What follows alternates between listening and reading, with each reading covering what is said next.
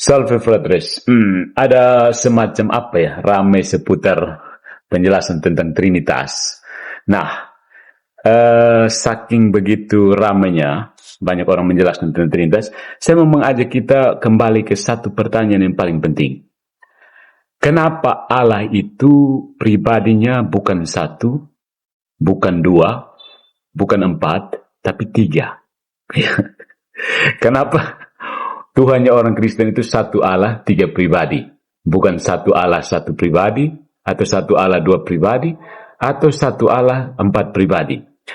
Kalau sekedar ayat kitab suci lalu kita percaya saja, itu namanya fideisme. Maka kita perlu elaborasi secara logis. Sehingga kalau kita jelaskan kepada orang yang tidak percaya Alkitab, dia bisa paham dan jos. Oke, vamonos. So, saya akan menjelaskannya dengan prinsip metafisika Thomistik Aristotelian. Nah, pertanyaan bahwa kenapa pribadi Allah itu tiga dan bukan satu atau empat dan seterusnya, ini menyentuh inti doktrin Trinitas dalam teologi Kristen dan bisa dijelaskan secara logis dengan pendekatan metafisika klasik, terutama dalam tradisi filsafat realisme metafisik seperti yang dikembangkan oleh para bapak gereja dan diperdalam oleh Santo Thomas Aquinas, ya kan? Nah, mari kita lihat ada prinsip dasar metafisika yang relevan. Yang pertama, Allah itu esa dalam hakikat atau ousia, substansi, dan tiga dalam pribadi, hypostasis. Esa dalam hakikat, tiga dalam pribadi. Allah adalah satu dalam substansi, tetapi ada tiga pribadi yang berbagi kodrat ilahi yang sama. Ya, dalam Allah tidak ada potensi. Potensi itu kemungkinan untuk berkembang menuju kesempurnaan. Allah adalah actus purus, yaitu keberadaan murni tanpa potensi.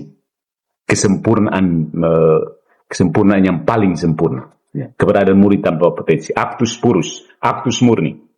Sempurna secara mutlak. Segala sesuatu dalam Allah itu aktual sempurna. Tidak berkembang atau berubah. Ya. Jadi Allah itu dalam dirinya sendiri sudah sempurna. Nah, ada relasi, jadi ada substansi Allah itu sendiri, tetapi dalam diri Allah ini ada relasi sebagai dasar dari distingsi pribadi. Jadi Allah yang satu itu berelasi.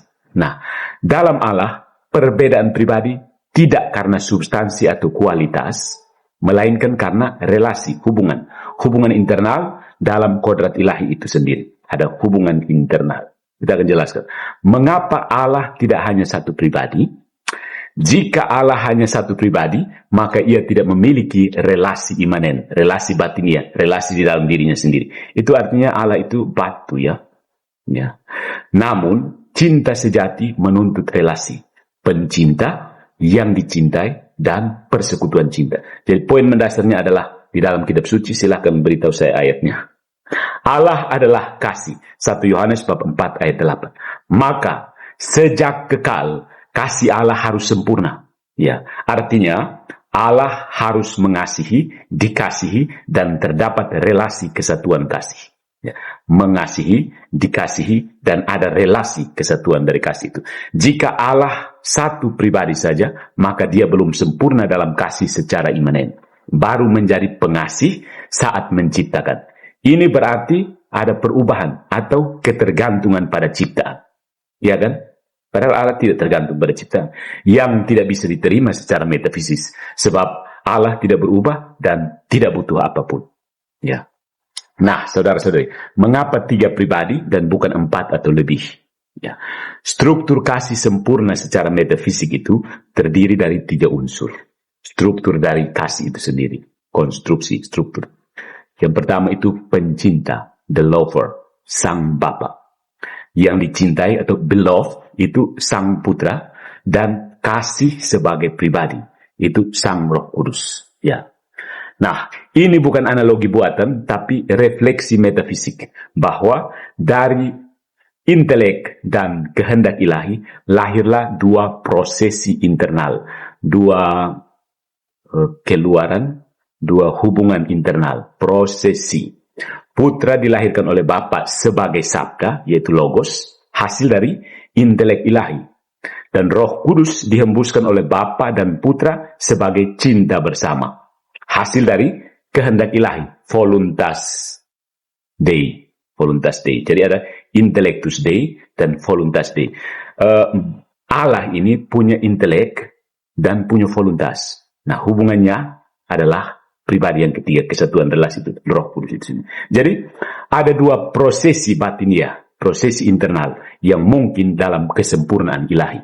Pengetahuan itu mengetahui diri, Allah mengetahui dirinya, yaitu sabda, dan cinta, mencintai sabda, yaitu Roh Kudus.